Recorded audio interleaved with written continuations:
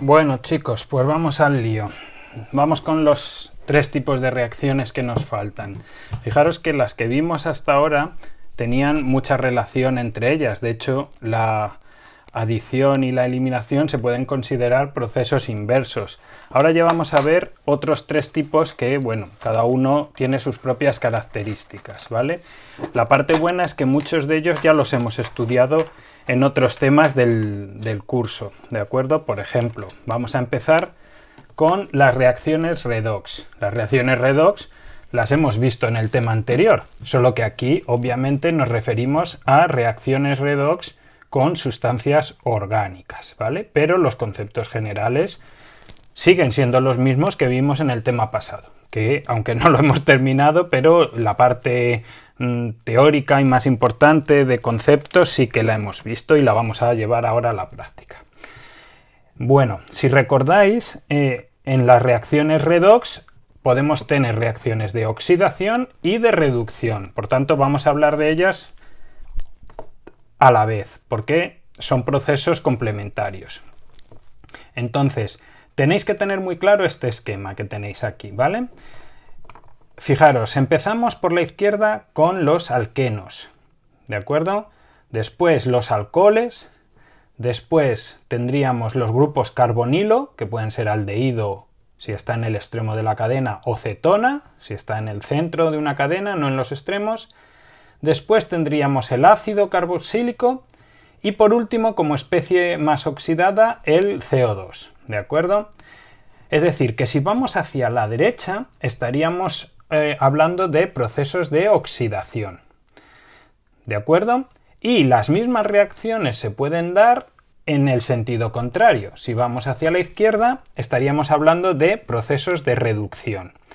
Fijaros que cuando hablamos del tema de redox, de los conceptos de oxidación y reducción como intercambio electrónico, intercambio de electrones, también hablamos que un concepto anterior era que una especie se oxidaba cuando iba teniendo que cada vez más oxígeno y se reducía cuando iba teniendo cada vez menos oxígeno. O si lo hacemos en función del hidrógeno es al revés. Oxidarse era tener cada vez menos hidrógeno y sin embargo reducirse es cada vez tener más hidrógenos. Pues claro, en los compuestos orgánicos, ¿qué sucede? Que la base es carbono e hidrógeno, ¿vale? Pensar en un alqueno. Por tanto, solo tenemos en principio, si fueran los alquenos sencillos, sin otra cosa, carbono e hidrógeno. A medida que vayamos ganando átomos de oxígeno, se irá oxidando. En el alcohol ya tenemos un átomo de oxígeno, ROH. En el aldehído o la acetona tenemos el grupo carbonilo, doble enlace carbono-oxígeno, ¿vale? Aunque es un átomo solo, pero la participación o el número de oxidación del carbono es menor porque comparte dos pares de electrones. En el ácido ya tenemos COOH más oxígeno, hasta llegar al CO2, que sería la sustancia más oxidada, ¿vale? Bien, ¿qué hay que saber? Que primero, estas reacciones es muy importante porque las tenéis que reconocer, por los oxidantes o los reductores, por las sustancias con las que las realicemos. Entonces, si vamos hacia la derecha y es una reacción de oxidación, tendremos que usar oxidantes. La sustancia orgánica será el sustrato y ¿cuál será el reactivo? En este caso, un oxidante. Y tenéis que aprender cuáles son los más importantes o los más comunes. Los más comunes son estos dos. Dicromato de potasio, K2CR2O7, que sería un oxidante un poco más débil. Y este es el más importante y el más habitual, que es el famoso permanganato de potasio, KMnO4.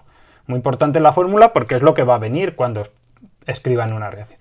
Es más fuerte que el dicromato, ¿vale? Y estos dos son los que casi siempre van a venir. Por tanto, en el momento que tú veas esto o esto, que es un oxidante, la reacción es una oxidación. Luego os he puesto aquí otro que puede haber, que son los peróxidos, como por ejemplo el agua oxigenada o algún otro peróxido, pero es más raro, también son oxidantes. Y Si vemos un reductor, estaremos hablando de una reacción en este sentido. Todas las reducciones donde vamos teniendo menos oxígeno tienen que ser con reductores. ¿Qué reductores son los más habituales? Pues aquí tenéis hidrógeno, H2, metales, sobre todo algunos metales de transición como níquel, paladio, platino, y los más importantes son estos dos, que son dos hidruros compuestos. Uno es LiAlH4, hidruro de litio y aluminio, y el otro es NaBH4, hidruro de sodio y boro. Estos son los más habituales, ¿vale? Por tanto, siempre que veáis una reacción entre una sustancia orgánica y uno de estos reductores, va a ser una reducción y sabréis qué sustancia da. Y la otra cosa importante es que yo he puesto aquí una cadena de por lo menos 5 tipos de compuestos, ¿vale? Yo sé que es una oxidación y va hacia la derecha, pero ¿un alqueno se oxida hasta alcohol? ¿O se puede luego el alcohol oxidar más hasta aldehído? ¿Dónde se para? ¿O el aldehído luego se oxida hasta ácido? Eso es importante. A veces es difícil saber dónde parar. Entonces, ¿qué criterio vamos a usar? Bueno, nosotros damos el paso correspondiente según este esquema. Si tienes un alqueno, dirás que se oxida a alcohol. Si tienes un alcohol, a aldehído cetona. Y si tienes un aldehído cetona, a ácido. Pero ahora vamos a intentar explicar que a veces hay que indicar que la oxidación puede ser más completa y a lo mejor no se detiene y se llega hasta el ácido. ¿De acuerdo? Ahora lo vamos a ir viendo ya caso por caso. Bueno, y una pequeña cosa. Aquí a veces estos esquemas, en vez de empezar en el alqueno, empiezan en el alcano, en los alcanos. Y se considera que una reacción de un alqueno hacia un alcano seguiría siendo más hacia la izquierda todavía una reducción. Bueno, se puede considerar una reducción, lo que pasa que nosotros vimos que un alqueno más hidrógeno para dar el alcano también se puede considerar una adición al doble enlace. Y de la misma forma un alcano para dar un alqueno podremos considerar que sería la primera oxidación, pero en realidad la hemos hablado como que sería una reacción de eliminación, donde se elimina hidrógeno para dar el alqueno. Entonces, bueno, normalmente se suele empezar en el alqueno. Bien, ¿ha quedado eso claro? Pues vamos a ver ya las más importantes de estas reacciones. Lógicamente, vamos a empezar por las de oxidación.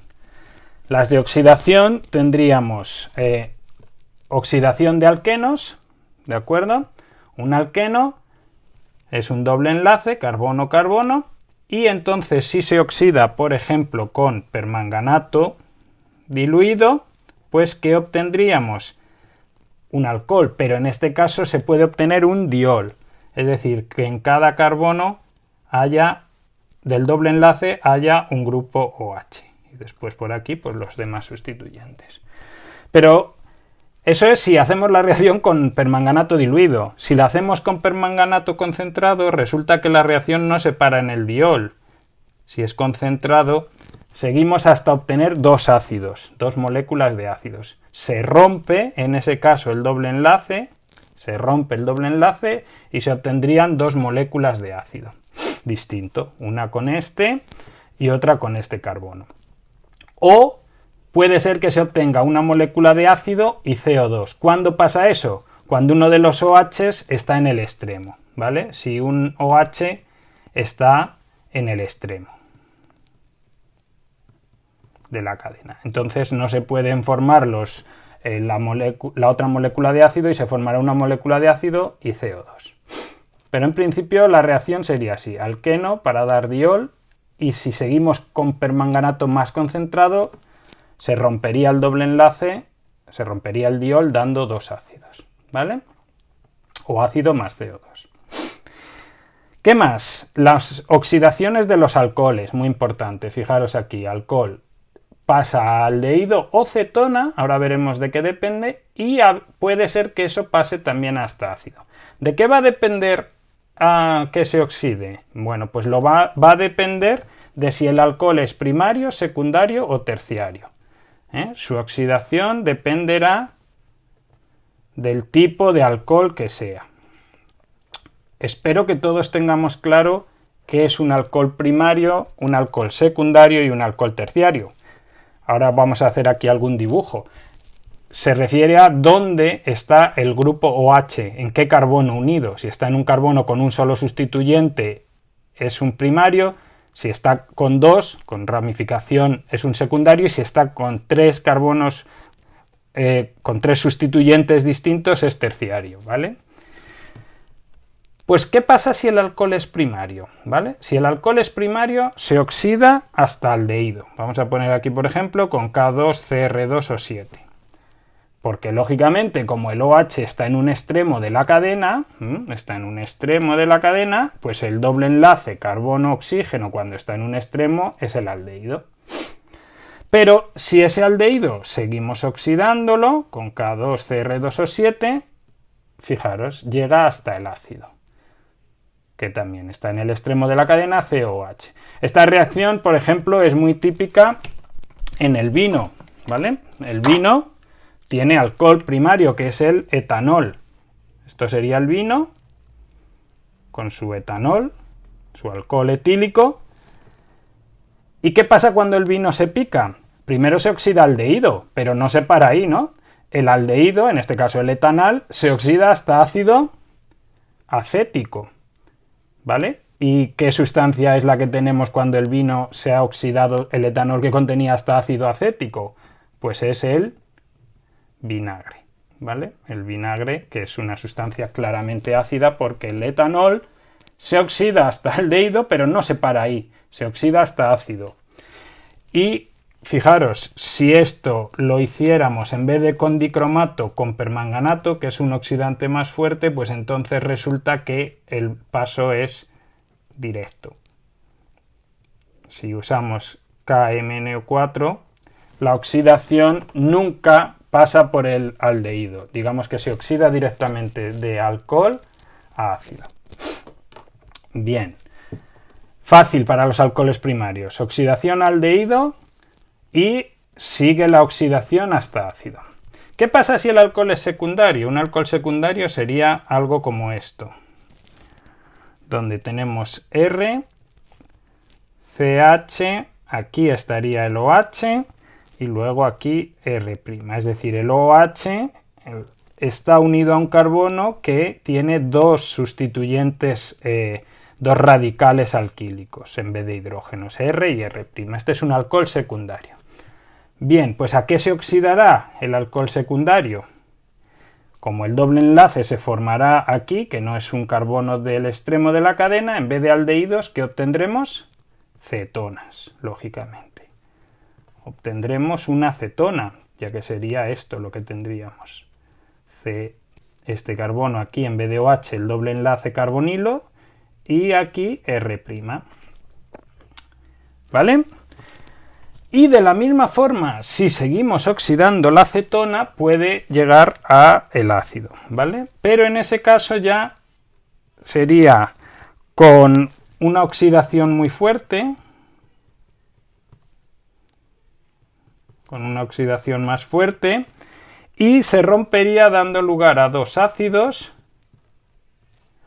o un ácido más CO2.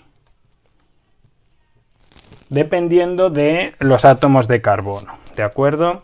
Porque, lógicamente, si este R' fuera un CH3, pues se obtendría aquí RCOOH y este carbono del CH3 tendría que dar directamente CO2. No puede dar otro ácido, que mínimo se necesitan dos átomos de carbono, el de R y el que tenga el grupo COOH, ¿vale? Y por último, ¿qué pasaría con los alcoholes terciarios? Un alcohol terciario, por si alguien todavía duda, sería algo parecido a esto. El OH estaría en un carbono que a su vez tiene tres sustituyentes radicales alquílicos, R', R' y R segunda, vamos a llamar. Es decir, ninguno de los sustituyentes de este átomo de carbono es un átomo de hidrógeno, sino que es un carbono terciario cuando el grupo OH está unido a un carbono con tres radicales alquilo. Bien, pues estos se podrán oxidar. ¿Qué pensáis? No, no se oxidan, ¿vale? No se oxidan por una cuestión muy clara, es de sentido común. ¿Puede este carbono formar doble enlace con el oxígeno? No, porque ya tiene unidos ya tiene gastadas 3 valencias, por así decirlo, solo le queda una. Es imposible formar el doble enlace. En estos otros casos sí, porque se pierde un átomo de hidrógeno, pero aquí no se puede perder uno de los radicales alquilo, ¿de acuerdo? Por tanto, no se oxidan los alcoholes terciarios. Bien, alcoholes primarios dan aldehído y después ácido, alcoholes secundarios dan cetonas, alcoholes primarios dan aldehído y después ácido, casi siempre se sigue hasta el ácido. Alcoholes secundarios es más fácil parar en cetonas. Y si se sigue con una oxidación más fuerte, daría 2 ácidos o una molécula de ácido y CO2. Bien, y no vamos a ver más. Estas son las más importantes y con que tengáis bien claras estas es suficiente. ¿Qué reacciones vamos a ver de reducción? Bueno, pues todas las que hemos visto de oxidación al revés, es decir, hacia la izquierda. Un ácido que se reduce para dar el aldehído o la cetona, ese aldehído o cetona que se reduce para dar el alcohol, o el alcohol que se reduce para el alqueno. Casi siempre os las pondrán con estos dos reductores, NaBH4 o ALH4. O también vamos a ver algunas, por ejemplo, para formar aminas. ¿Qué se pueden reducir hasta aminas? Pues por un lado los nitroderivados, RNO2, se pueden reducir hasta dar aminas. En este caso, lógicamente, serían aminas primarias. Y también se pueden reducir hasta aminas los nitrilos. ¿Vale? Los nitrilos, que serían, recordar, el triple enlace carbono-nitrógeno, o los cianoderivados. Los nitrilos también se pueden reducir hasta aminas primarias. ¿De acuerdo? Y también otros compuestos nitrogenados que pueden reducirse son las amidas. Pero claro, las amidas no se reducen a aminas primarias, porque si pensamos en su estructura, que sería esta, ¿vale? NCO y aquí NHR', lógicamente, ¿a qué se reducirán? Pues a aminas secundarias. Se reducen a aminas, pero en este caso secundarias. ¿Por qué? Porque lo que me quedará será esto, R y R' y el nitrógeno en medio con un átomo de hidrógeno, por tanto es una amina secundaria, tiene dos sustituyentes. ¿Vale? Y aprovecho aquí las de los compuestos nitrogenados, igual que hemos dicho que todas las de oxidación al revés, aquí lo mismo, estas tres que hemos visto de reducción para compuestos nitrogenados, en sentido contrario serían las oxidaciones.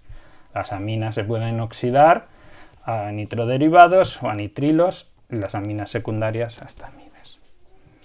Bien, pues vamos a pasar. Las siguientes son las reacciones de condensación. Reacciones de condensación. ¿Qué es lo primero que hay que tener claro? ¿En qué consisten? Consisten en dos procesos, ¿vale? Consisten en dos procesos que no son simultáneos, sino que primero se da uno y luego el otro. Primero se da una adición. Una adición. Normalmente a un doble enlace carbono-oxígeno. Puede ser a otro doble enlace, recordad que las reacciones de adición tienen que ser a dobles enlaces, normalmente será a un doble enlace carbono-oxígeno. Y después, segundo proceso posterior, se da una eliminación. Se da una eliminación posterior. ¿Qué se elimina? Pues una molécula pequeña. Normalmente suele ser agua, pero puede ser otra, ¿vale? Se elimina después de haberse dado la adición una eliminación. Y el conjunto es lo que llamamos reacción de condensación, porque son dos procesos que se dan primero uno y luego otro. Vamos a ver los más importantes. Los más importantes serán las reacciones de esterificación, Como su propio nombre indica, ¿qué sustancias obtendremos? Esterificación, pues obtendremos un éster. Estas son reacciones muy importantes. Yo creo que lo más efectivo es que os aprendáis la fórmula con palabras, porque siempre es ácido más alcohol para dar éster más agua.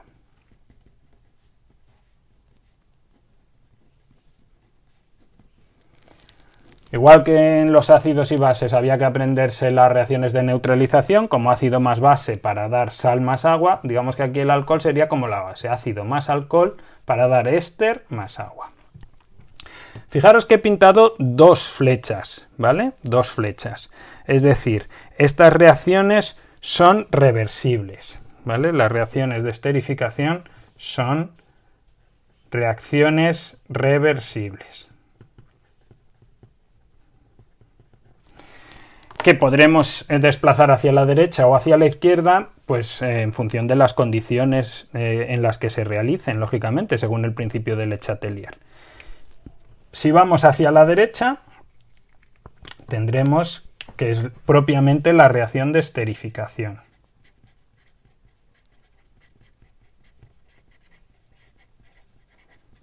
¿Vale?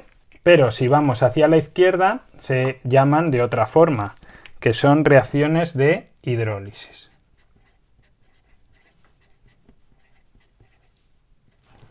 ¿Vale? Esterificación hacia la derecha, hidrólisis cuando voy hacia la izquierda. Aunque digamos que se estudian como reacciones de esterificación, pero tenéis que tener en cuenta esto. Vamos a pintar aquí las fórmulas. El ácido sería RCOOH más el alcohol, que sería R'OH, y obtendremos el éster, que sería RCOOR',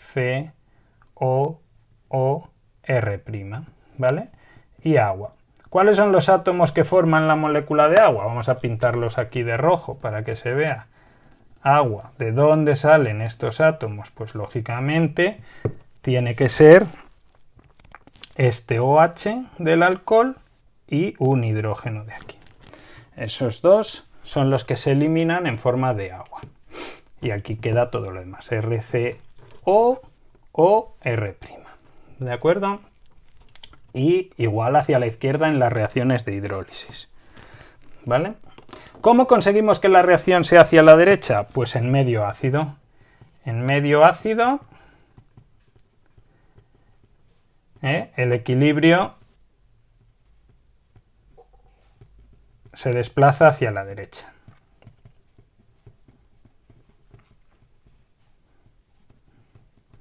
Por tanto, se consigue tener la reacción de esterificación en medio ácido, poniendo ácido sulfúrico o poniendo algún otro ácido fuerte.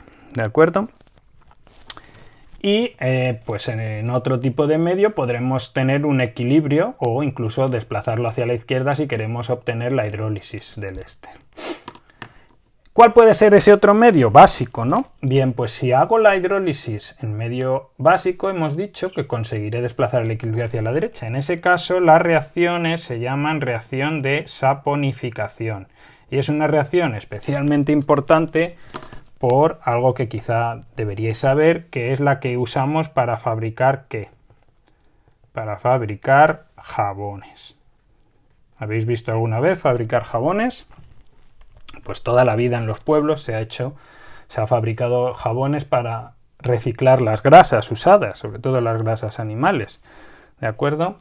Es decir, la saponificación es la reacción de hidrólisis en medio básico. Es la hidrólisis esta que hemos visto, pero realizada en medio básico, con hidróxido de sodio, que es la sosa cáustica. ¿Vale? De tal forma que diríamos que es éster más sosa cáustica para dar, en este caso, la sal del ácido, porque el ácido estará ionizado, y el alcohol correspondiente. En el libro tenéis la reacción exacta que se usa más habitual para los jabones. Daros cuenta que los ácidos grasos de las grasas son ésteres. Los ácidos grasos en realidad no son ácidos, son ésteres desde el punto de vista orgánico. Se le junta con sosa cáustica y obtenemos la sal del ácido, que básicamente sería RCO o menos sodio más esteratos de sodio, que es realmente el jabón. Esto es realmente el jabón. ¿Vale? Y luego el alcohol que se suele obtener, que es la glicerina. ¿Vale? En el libro tenéis la fórmula de la glicerina, que es el jabón que se suele obtener, depende de qué ácidos grasos partamos para realizar la hidrólisis. Pero el jabón realmente son esto, sales de ácido, que por eso al estar ionizadas tienen una parte lipídica que es repelida por el agua y otra que no, y eso es lo que disuelve las gotas de grasa y permite que con el jabón pues la suciedad, que suelen ser sustancias apolares, se pueda disolver, ¿vale? Bien, y por último, ¿cuál tenemos? La formación de amidas. La formación de amidas. ¿Cómo se formarán las amidas? Pues igual que aquí, yo creo que la forma más sencilla es que os memoricéis la fórmula de esta reacción, que es ácido, pero en este caso más amina, para dar amida más agua. ¿Vale? ¿Y qué sustancias en biología en los seres vivos tienen en su molécula el grupo ácido a la vez que el grupo amina? Pues lógicamente los aminoácidos. Tienen en la misma molécula el grupo ácido y a la vez en otro extremo de la cadena el grupo amino, R'-NH2. Pues bien, fijaros, dentro de la misma molécula, un aminoácido con otro se puede unir con esta reacción de condensación formando la amida, que será la base de ¿qué? ¿Qué tenemos cuando unimos varios aminoácidos? Las proteínas, tan importantes en biología. Y la amida será esto, RCO o NH R'. Se unen el grupo ácido con el grupo amino. Y lógicamente vamos a poner aquí más agua. ¿De dónde salen los átomos de la molécula de agua? Pues este grupo OH y uno de los dos átomos de hidrógeno de aquí. Se elimina formando la molécula de agua. Tenemos RCO, esto se pierde y este carbono se une al nitrógeno, ¿vale? El carbono se une al nitrógeno, que pierde uno de los dos átomos de hidrógeno y queda unido al otro átomo y al R'. Este enlace de aquí es muy importante en biología y se llama enlace peptídico. El enlace que se forma entre el grupo ácido y el grupo amino, peptídico. Es el responsable de la estructura secundaria, terciaria de las proteínas, que ya habréis estudiado los que tenéis biología, ¿vale? Y estas son las tres que tenéis que saber: esterificación, saponificación y formación de amidas. Aunque tener claro que la esterificación, o por así decirlo, la saponificación es la esterificación pero en sentido contrario. Es una hidrólisis solo que en medio básico. ¿De acuerdo? Porque esta es una reacción reversible, pero en medio ácido pues predomina la esterificación. Si miráis en los exámenes de BAU que han entrado, en el archivo que os di con lo que había entrado de redoxi orgánica en los últimos años, hay un año, no me acuerdo, de los últimos, que una reacción era entre un ácido benzoico y un alcohol. No, perdón, entre un benzoato, entre un éster a partir del benceno, un benzoato con cloro también y agua. Te dicen benzoato de no sé qué más agua. Y mucha gente ese año falló en esa reacción. Era una hidrólisis. Siempre que te den un éster más agua, pues va para la izquierda. Y benzoato de metilo o de propilo, recordar por formulación, son los ésteres. Se llamaba esto terminado en ato y luego de, perdón, esto es la semilla, esto terminado en ato más lo que venga por aquí. Lo que venga por aquí.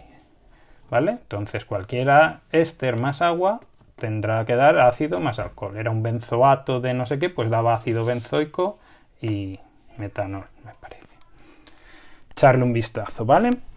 Bien, y casi hemos terminado. Nos queda alguna cosilla más, que serían dos tipos más de reacciones, pero de las que hay muy poco que decir. Fijaros, por un lado podríamos hablar de reacciones de combustión. Reacciones de combustión. Pero claro, todos sabemos lo que es una reacción de combustión a estas alturas. Una reacción de combustión, que son de las más importantes en química. ¿Por qué las vemos en este apartado? Porque en realidad se pueden considerar como una oxidación total. Se pueden considerar como una oxidación total. ¿Y cuándo se produce una oxidación total? Cuando tenemos mucho oxígeno. Mucho oxígeno. Es decir, una alta concentración de oxígeno. ¿Vale? Es en este caso el oxígeno el que actúa como oxidante directamente. Entonces, por eso se pueden considerar unas reacciones de oxidación, ¿no? ¿Y qué da cualquier hidrocarburo? Pues un hidrocarburo HC más oxígeno, siempre obtenemos CO2 y agua, obviamente, ¿vale? Pero eso es una oxidación total. Y bueno, pues recordad que las reacciones de combustión son muy exotérmicas, ¿no? Y las usamos los seres humanos básicamente para obtener energía. Y ese hidrocarburo que quemamos con oxígeno es lo que llamamos combustible. El carbón, el petróleo, los combustibles fósiles y todos sus derivados. Querosenos, gasolinas, fueles, gasóleos de combustión, etcétera, ¿vale? Entonces, poco más que decir. Y también en algunos libros aparecen dentro de los tipos de reacciones orgánicas que puede haber también reacciones ácido-base. Pues sí, claro. Las sustancias orgánicas, como cualquier sustancia química, pueden ser ácidas o pueden ser básicas, obviamente. Lo que pasa es que no es necesario estudiar nada nuevo porque todo lo de ácidos y bases lo estudiamos en su tema. Sí que me gustaría, por supuesto, recordar que qué sustancias orgánicas eran ácidos. Pues los ácidos carboxílicos. ¿Y qué sustancias eran básicas? ¿Qué sustancias eran básicas? Pues muy importante, las aminas. Las aminas son todas básicas. Igual que el amoníaco, que es del que proceden. Recordar que las aminas proceden, por así decirlo, del amoníaco, donde se han sustituido algunos de sus hidrógenos por radicales alquilo. Si se sustituye una amina primaria, se sustituye 2 secundaria y si se sustituye 3 terciaria. ¿Vale? Y como hemos visto antes, un ácido con una amina, en la reacción de condensación anterior, se podría considerar en cierta forma una reacción ácido-base. ¿Y qué pasa? ¿Cuál era la reacción de neutralización? Ácido más base para dar sal más agua. Entonces aquí, si yo reacciono un ácido con una amina, que en este caso es la base, puedo tener una sal, que sería una sal de amonio cuaternario en algunos casos, ¿vale? Una sal de amonio cuaternario más agua. Esto también entró un año en la EBAU, que te preguntaban a través de varias aminas terciarias que dijeras la reacción para obtener sales de amonio cuaternario. Pues con cualquier ácido, ácido clorhídrico, ácido sulfúrico, un ácido orgánico, ¿vale? Y una sal de amonio cuaternaria, recordar que sería esto. Esto sería una amina terciaria, donde los 3 hidrógenos del amoníaco se han sustituido por 3 radicales alquílicos, y aquí el nitrógeno tiene un par solitario. Cuando se forma esto, lo que hace es que ese par solitario lo cede a otro radical alquilo o a un protón, ¿vale? Mediante un enlace dativo. Obviamente aquí el enlace será dativo porque se produce con el par solitario que tenía el átomo de nitrógeno, ¿vale?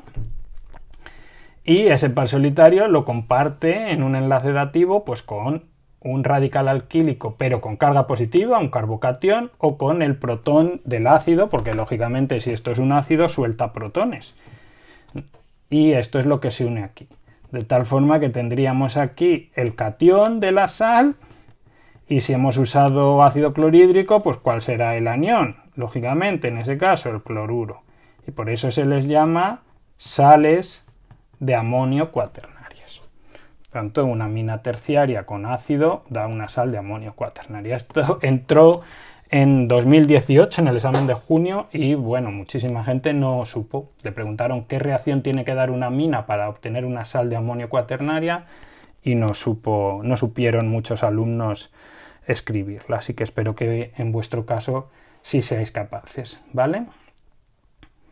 Es como amonio NH4+, el ion amonio, cloruro de amonio. Pues simplemente esto, el cloruro de amonio es una sal de amonio cuaternaria, solo que en orgánica alguno de estos cuatro, en vez de ser hidrógenos, pues son radicales. Si son sales de amonio cuaternario, son los cuatro sustituyentes que tiene el nitrógeno. En vez de átomos de hidrógeno, los cuatro tienen que ser radicales alquílicos, cadenas de carbono. Bueno, espero que os haya gustado y si tenéis cualquier duda me la preguntáis. Venga.